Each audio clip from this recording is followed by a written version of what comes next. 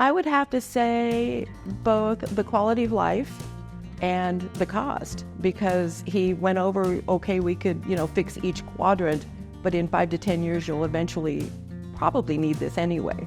And I thought, okay, it's time to find a new dentist. I haven't been happy with my previous ones. I wanted to find somebody I felt very confident in, that, they were going to take good care of me. The first time I came, Dr. Ash put me so at ease. I mean, I wasn't gripping the arms of the chair, doing a death grip with my knuckles. I was so at ease with him from the minute I met him. He probably spent almost an hour with me in consultation, going over everything. And I thought, wow, I'm just kind of in to see what needs to be done in my mouth. And he's taking all this time with me and very comprehensively, just went over every detail of what the procedure would be like. And the staff was amazing the first time, and they continue to be amazing. They're like family now.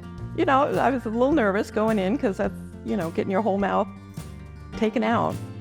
The recovery was fairly easy, but they would constantly call and check up on me to make sure everything was going okay. And it was pretty smooth, actually.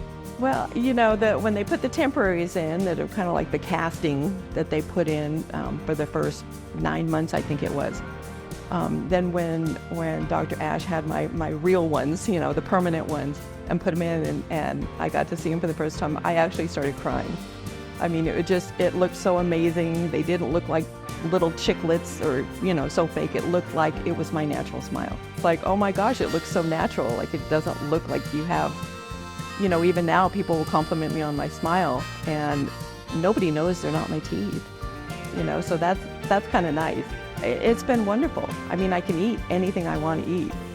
Eating has been enjoyable again, because I don't have to stop and think, what can I eat and what can't I eat? We can always quote Buddy the Elf, I love to smile. Smiling's my favorite.